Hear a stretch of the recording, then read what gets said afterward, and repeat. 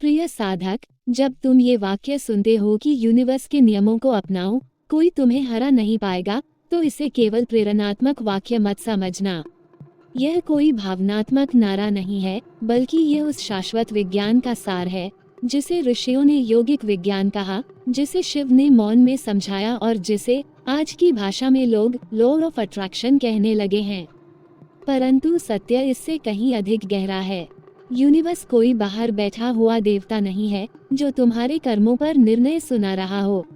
Universe स्वयं तुम्हारे भीतर की चेतना का विस्तार है। जो कुछ तुम भीतर हो वही बाहर बनकर प्रकट होता है। इसलिए जब तुम यूनिवर्स के नियमों के साथ बहना सीख लेते हो, तब संघर्ष स्वतः समाप्त हो जाता है और जीवन साधना बन जाता है। प्रिय साधक, प्राचीन यौगिक विज्ञान ये कहता है कि ये सृष्टि 5 तत्वों से नहीं बनी, बल्कि चेतना से बनी है। पंच महाभूत तो केवल उस चेतना की ठोस अभिव्यक्ति हैं।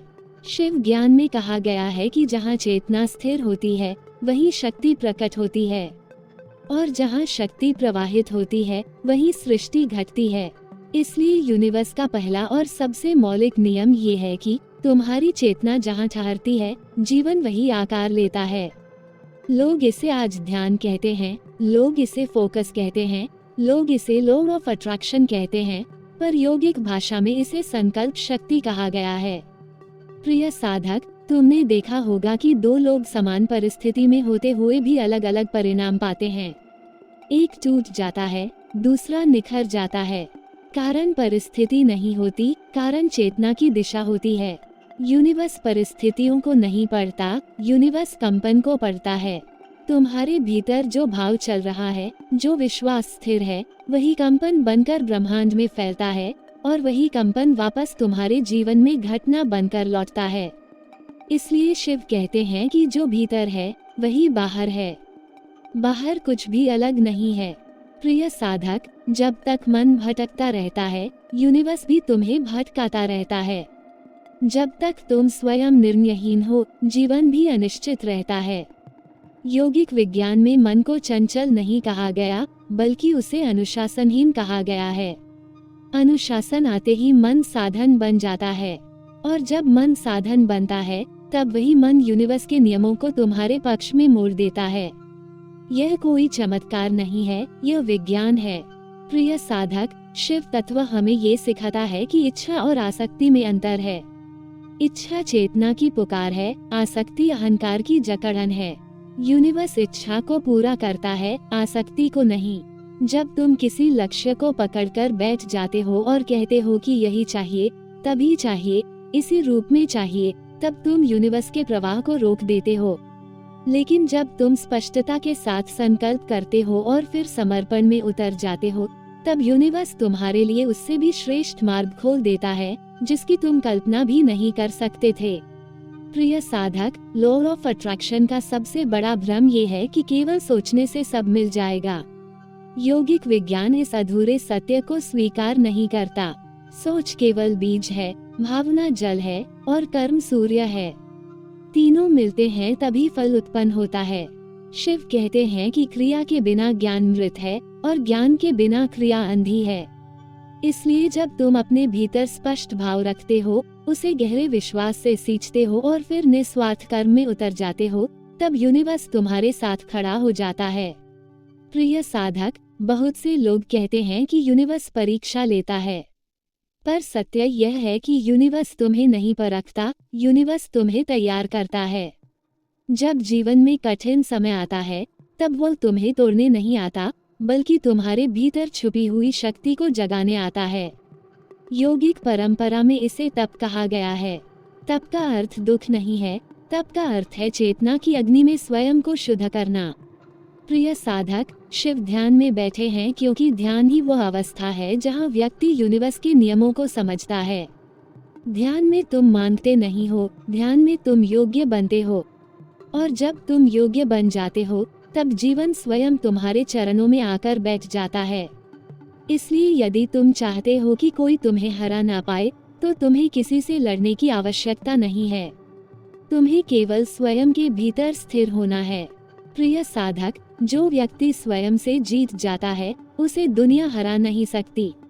और जो व्यक्ति स्वयं से हार जाता है उसे पूरी दुनिया भी जिता नहीं सकती। यूनिवर्स का नियम बहुत सरल है, पर मन उसे जटिल बना देता है। शिव सरल हैं, इसलिए अजेय हैं। जो सरल हो जाता है वही शक्तिशाली हो जाता है। प्रिय साधक, जब तुम शिकायत की अवस्था से बाहर आकर स्वीकार की अवस्था में प्रवेश करते हो, तभी यूनिवर्स तुम्हारे लिए कार्य करना शुरू करता है। शिकायत कंपन को नीचे गिराती है, स्वीकार कंपन को स्थिर करता है, और स्थिर कंपन ही सृष्टि को जन्म देता है। यही कारण है कि योगी परिस्थिति को दोष नहीं देते, वे स्वयं को परिष्कृत करते हैं। प्रिय साधक, ये वीडियो यहीं समाप्त नहीं हुआ है। यही चेतना, यही प्रवाह, यही शिव ज्ञान आगे और भी गहराई में उतरेगा, जहां तुम जानोगे कि समय, भाग्य, कर्म, ऊर्जा, ब्रह्मचर्य, मौन, ध्यान और समर्पण कैसे यूनिवर्स के नियमों के साथ मिलकर तुम्हें अजेय बना देते हैं। प्रिय साधक, क्योंकि सत्य को टुकड़ों में नहीं समझा जा सकता, शिव ज्ञान कभी भी अधूरा नहीं होता, वह या तो जिया जाता है या छूट जाता है। इसलिए अब जो शब्द बह रहे हैं उन्हें केवल सुनना मत, उन्हें भीतर उतरने देना, क्योंकि यूनिवर्स के नियम समझ से नहीं, अवस्था से खुलते हैं। प्रिय साधक, समय को लेकर मनुष्य का सबसे बड़ा भ्रम ये है कि समय बाहर बह रहा है। योगिक विज्ञान कहता है कि समय चेतना की गति है। जब चेतना अस्थिर होती है, समय तेज लगता है। जब चेतना गहरी होती है, समय ठहर जाता है। इसलिए जो व्यक्ति हर समय ये कहता है कि समय नहीं है, उसके पास वास्तव में चेतना नहीं है। शिव काल के स्वामी इसलिए हैं क्योंकि वे चेतना में पूर्णतः स्थित हैं।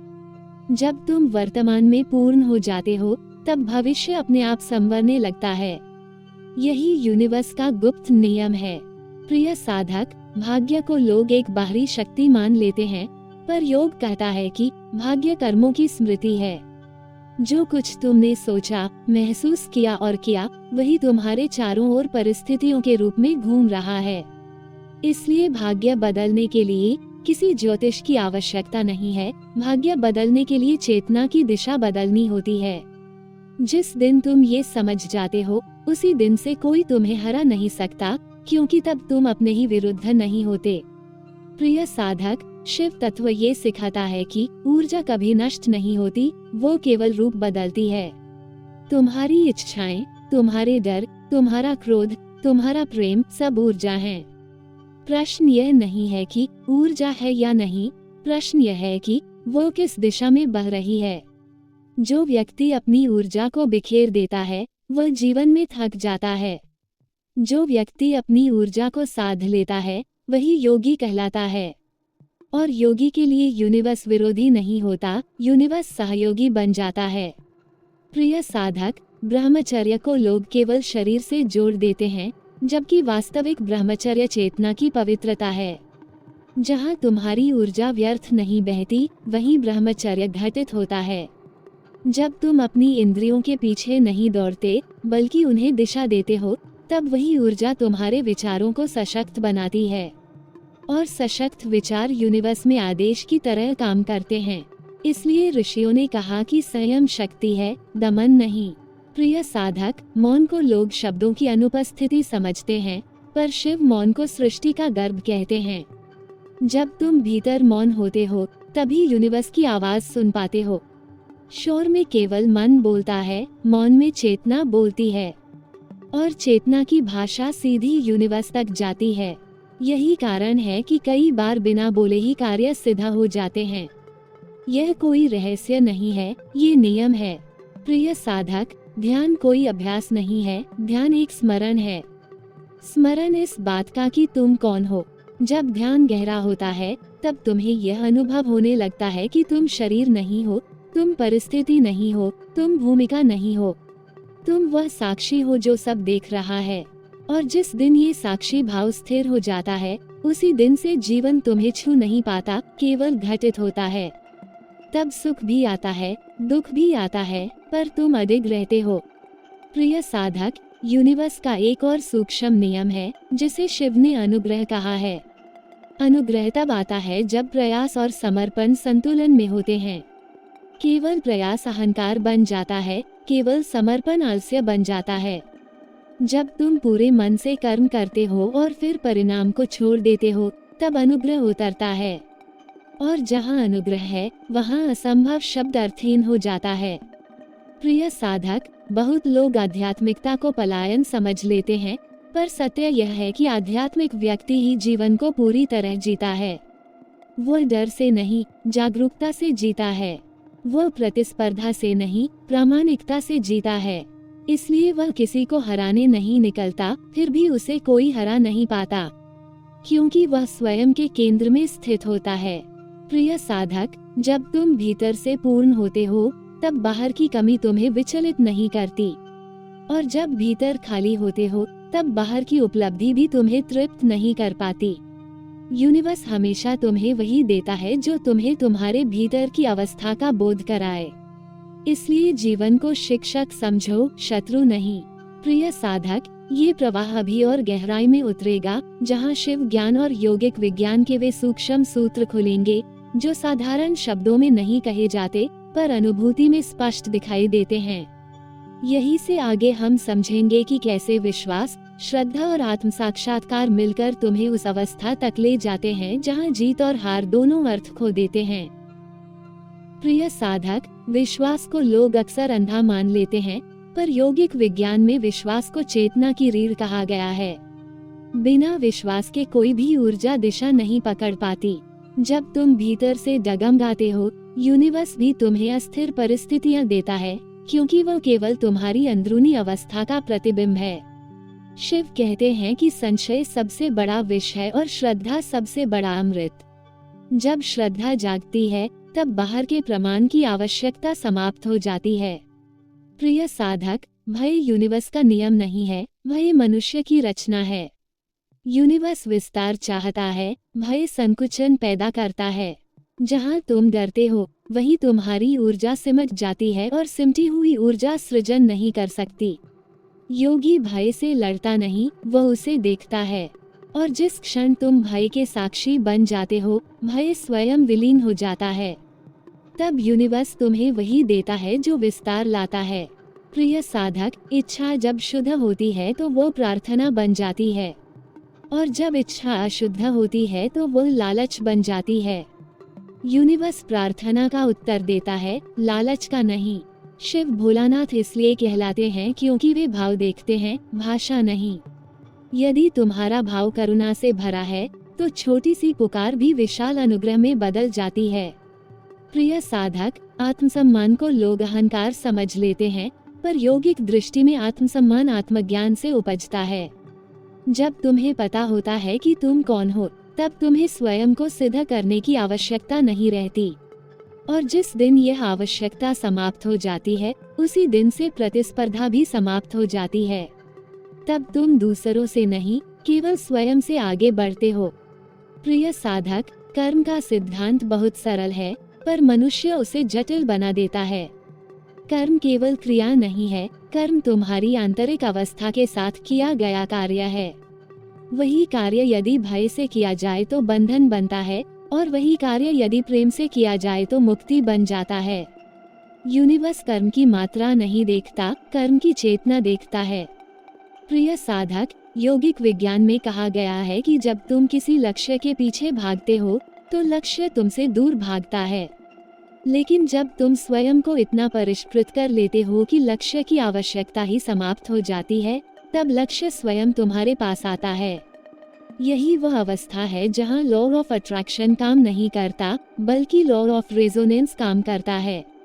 तुम जो बन जाते हो, वही तुम्हें मिलता है।